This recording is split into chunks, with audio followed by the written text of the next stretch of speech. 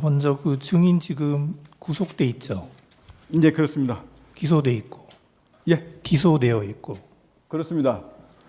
그런데 오늘 그 진술 거부권 행사를 한 번도 안 하시고 다 얘기를 하셨어요?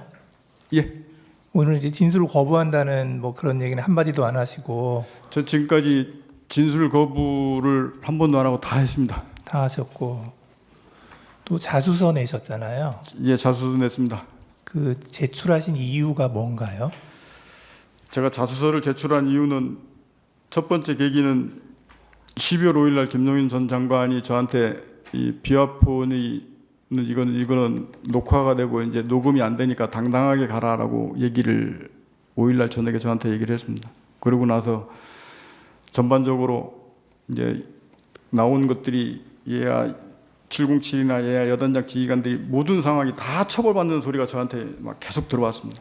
그래서 제가 이거를 정말로 사실대로 제가 정확하게 얘기하지 않으면 문제가 정말 생기겠구나 라는 생각을 판단을 하게 됐고, 그리고 제가 자수서를 진실되게 써놔야 제가 이후에라도 제 기준점이 돼서 안 흔들릴 것 같았습니다.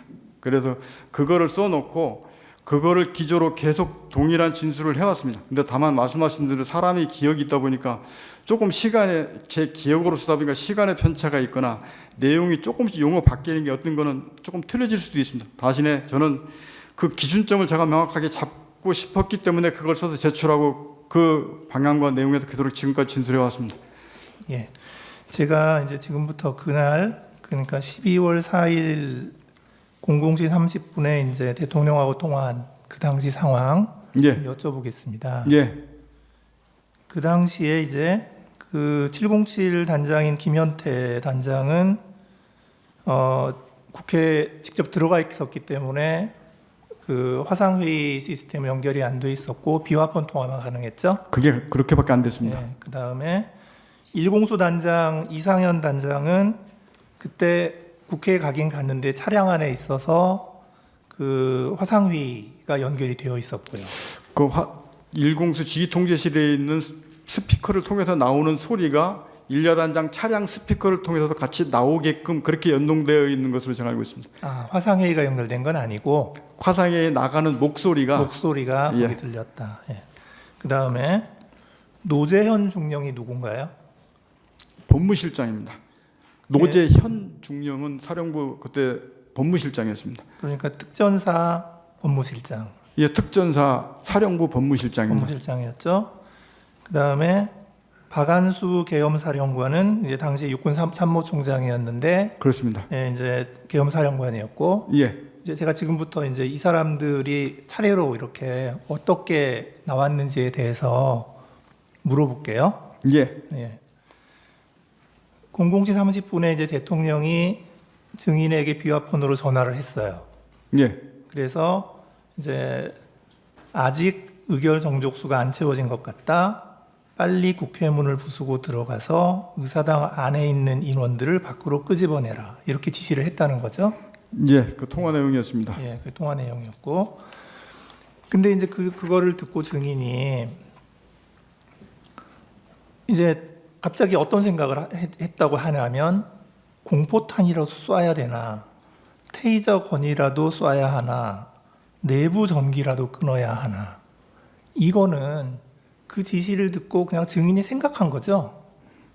그건 제 생각입니다. 그러니까 대통령이 지시한 건 아니죠. 예, 그거는 그렇게 하기 위해서 그거를 제가 제 생각을 이렇게 특임단장 참모들한테 논의하면서 물어보고 이렇게 했던 겁니다. 예, 그랬고 그래서 그거를 지금 김현태 단장하고 비화폰으로 통화를 했나요?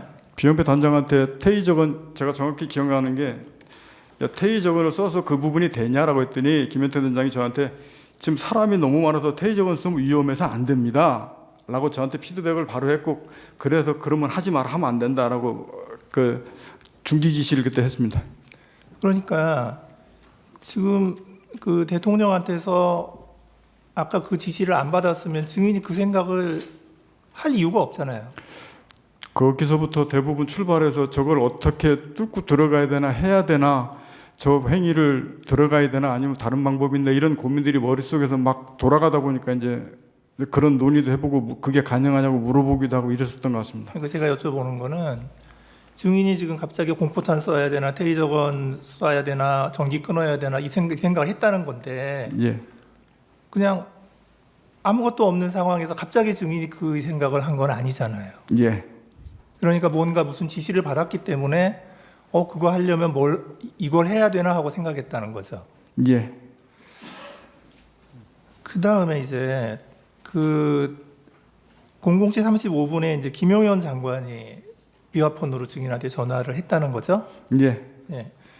그래서 그때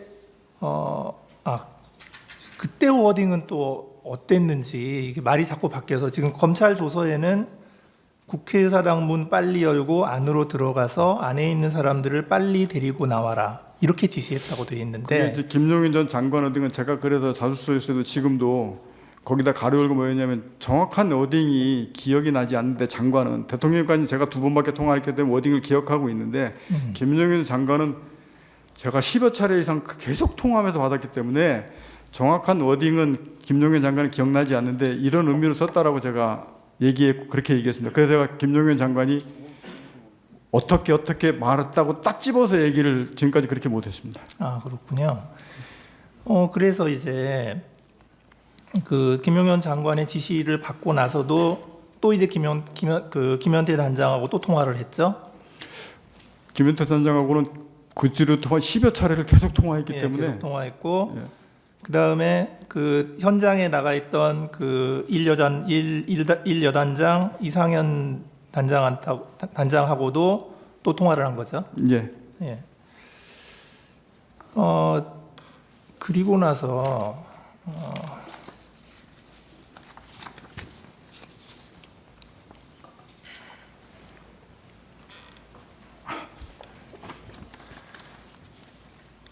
그리고 나서 이제 증인이 그 김현태 단장한테 공포탄 테이저건을 사용하지 말라고 지시를 했죠. 예, 하지 말라 그랬습니다. 김현태 단장도 그게 사용하면 안 됩니다라고 저한테 피드백을 줘서 예. 그럼 하지 말아라고 했습니다. 그때 법무실장 노재현 중령이 뭐라고 했죠? 그러고 나서 있었는데 법무실장이 저 우측 끝에 앉아 있었는데 저한테 와서 사령관이 그거는 사령관 권한이 아니고 계엄사령부에서 무기 사용 승인에 대한 이 지침을 받고 내려와야 됩니다라고 저한테 이제 조언을 했습니다. 그래서 그러면 제가 그 조언을 듣고 옆에 있는 참부장이 너한테 야 계엄사령관 전화 좀 연결해 봐라. 그래서 계엄사령관 제가 직접 전화를 제가 했고 하면서 무기 사용 공포탄 테이저건 비살상 무기 사용 승인에 대한 이 지침이 필요하다. 이 말을 대화를 했는데 그 과정상에 전달 과정상에 제가 이걸 사용 승인을 건의드립니다라고 이렇게 그쪽 받아들여 해서 그거는 제가 12월 10일부터 계속 말씀드린 게 이거는 의사소통하면서 이거 뭔가 오해가 생겨서 이 문제가 생겼다라고 분명히 말씀을 드렸고 그리고 나서 충장도 그거 하면 안 된다 하지 마라 그래서 거기서 끝났습니다. 왜냐면 지금 이 밑에 사용 중지를 해놨기 때문에 밑에 전파하지 않고 그대로 그냥 쭉 갔습니다. 예. 이제 그 박한수 계엄사령관이 이제 진술을 한 게 있어요. 네. 이제 거길 보면 00시 50분경에 그러니까 아까 그 국방부 장관이 증인에게 전화한 게 00시 35분인데 지금 박한수 계엄사령관이 뭐라고 얘기하냐면 00시 50분경에 그 국방부 장관이 계엄사령관에게 전화를 했다는 거예요. 예. 해서 그 전화 내용은 뭐냐? 국회의 병력, 그러니까 군인, 국회의 병력, 그 다음에 경력을 증원해라. 이제 그거를 이제 국방부 장관이 계엄사령관에게 전화를 했다는 거예요. 그게 00시 50분. 동원하라고 말씀하십니까? 예, 증원하라고. 증원하라. 예. 증원하라고.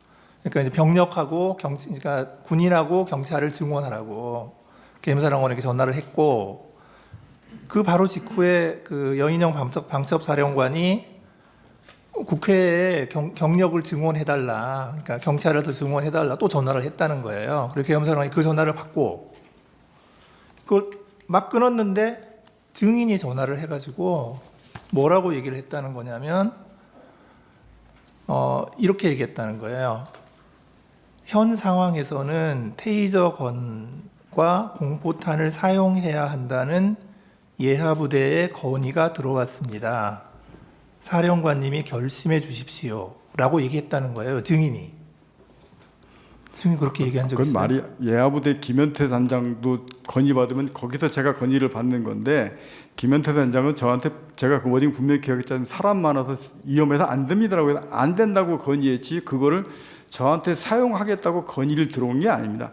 분명히 중지시켰고 그 승인 지침을 법무실장이 계엄사령한테 받아야 되기 때문에 그거를 말씀드렸듯이 왜 예하부대에서 제가 사용 승인을 건의를 받아가지고 계엄사령관한테 건의한 거는 분명히 아닙니다. 예. 그러니까 서로 좀 기억이 좀 다를 수도 있고요. 이제 그랬더니 이 박안수 계엄사령관이 깜짝 놀래가지고 이게 뭐지? 하고 생각하고 우선 기다려라 하고 전화를 끊었고, 그리고 그 다음에 합참차장, 정책실장, 비서실장하고 상의를 하고 한 1분 정도 상의하고 바로 이건 안 된다 하고 결론을 내리고 증인에게 다시 전화해서 사용하지 마라. 예, 이렇게 전화했다는 그 건데. 순서 맞습니다. 중간에 그- 그렇게 그렇게 전화 얘기하고 받았습니까? 끊고 다시 전화 왔었습니다. 예. 그러니까 지금 이렇게 되면 이 그 공포탄 테이저건이라는 그 이런 논의 자체는 그 당시에 분명히 있었다는 거죠. 예, 그거 제가 707 특임단장하고 그 부분들을 논의를 했고 그래서 하지 말라고 그때 중지시켜놓고 있다가 지금 법무실장이 저한테 갑자기 그 얘기를 해서 이제 그 전화를 하게 됐던 겁니다. 예. 그러니까 다른 어떤 지시가 없었으면 증인이 그런 생각을 할 리도 없었다는 거고요. 그 상태에서 법무실장이 저한테 그 얘기를 안 했으면 그 상황에 그냥 그대로 쭉 갔을 겁니다. 예. 이상입니다. 거기 자막에 진술 조서가 뜰 거예요. 지금 그 앞에 보이죠? 45호증에 28, 45호증 29 그걸 쭉 읽어보세요. 시간을 많이 드릴 테니까요. 쭉 내가 진술한 대로 기재되어 있나 없나 그겁니다.